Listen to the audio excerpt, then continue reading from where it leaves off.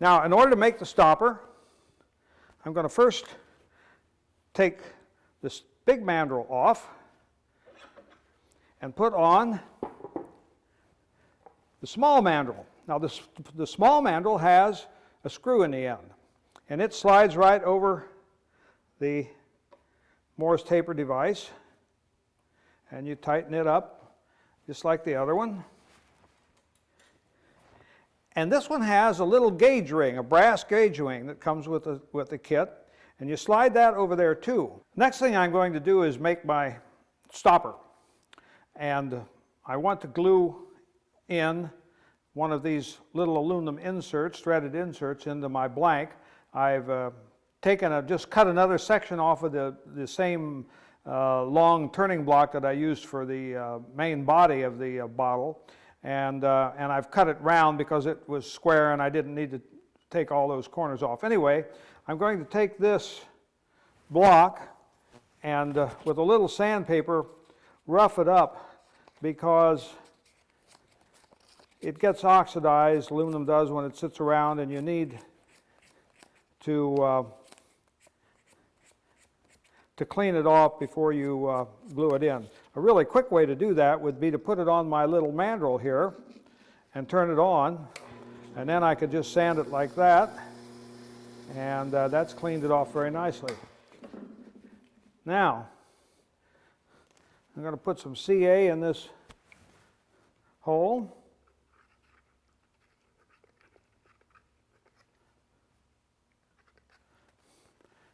This is thin. I probably should be using medium, but I couldn't find any medium, so this will have to do. And then that goes in there. And I'll press that down. And I have my insert glued into the lid. Now, I'm going to let that dry a minute, because if I don't, when I put it on my mandrel, it will glue itself right in, and we don't need that to happen. So I'm going to let that dry, and then I'm going to turn my stopper, and we'll see how that goes. Now, so I'll screw my stopper onto the mandrel now that it's dried up, and you see this little brass ring behind it? That's my gauge ring, and that tells me how far down to turn the stopper, because the gauge ring is exactly 1.25 inches, and the bottle has an 1.25 inch hole in it, so if I turn this down to the diameter of the gauge ring, it will be about the right size. Of course, I want it a little bit smaller than that so that it will go in the bottle.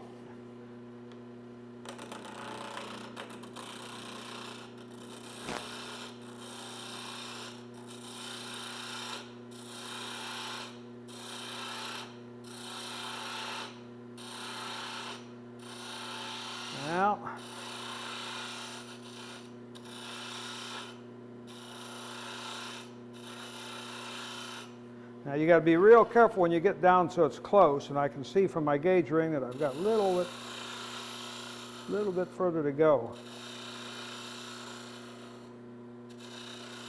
When I get this close, I usually like to finish up with my skew, because I think I can take a little finer cut with that.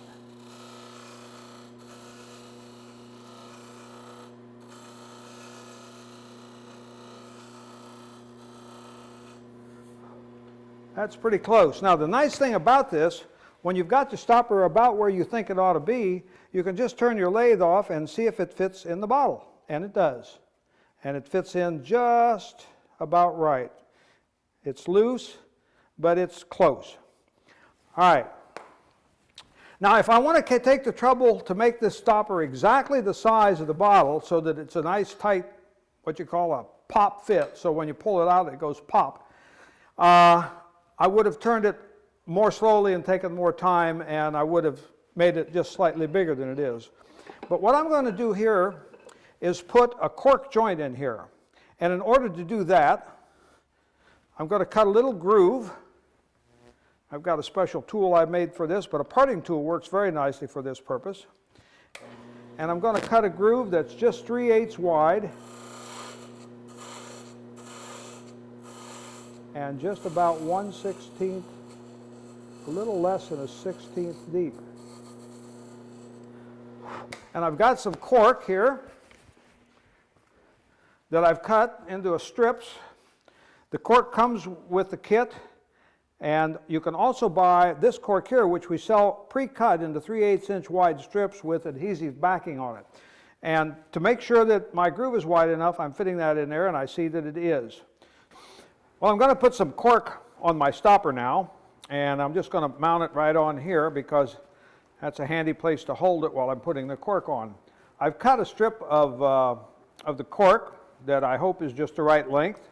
I measured it and cut it and wrapped it around there to make sure, and it looks pretty good. So now I'm just going to peel the tape off the back, the paper off the back of that, and wrap it right around there.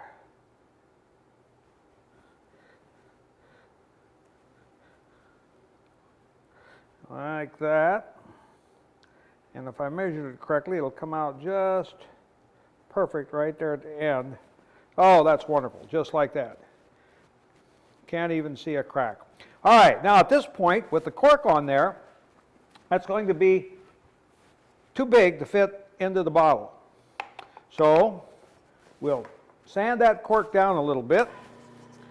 And I've got some, I think 180 paper here, 150, anything like that would do. And as you can see, that cork powders away pretty quick. So it doesn't take but just a minute to sand that. And I'm tapering it a little bit, making it just a little bit oval. Now I'm going to turn it off and try it. And it's a little tight, so I'll sand it a little bit more.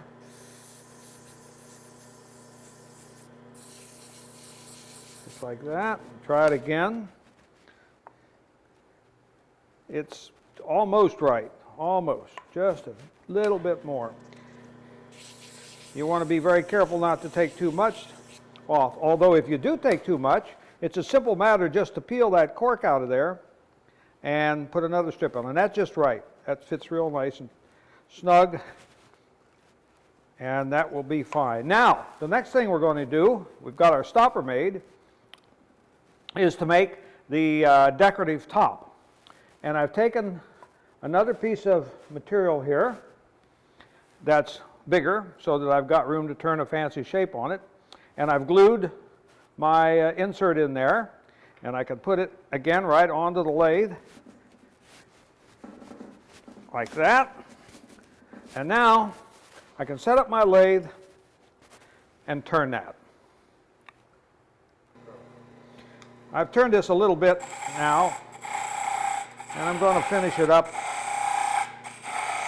make my fancy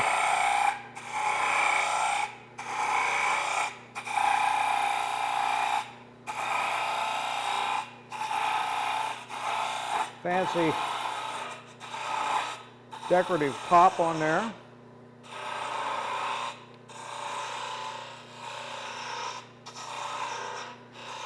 Now my intention is to turn a ball on the end of that.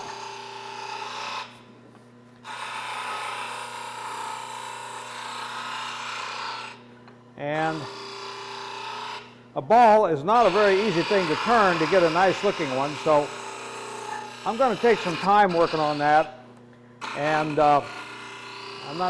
you're not going to be required to watch this slow, laborious, and painful procedure.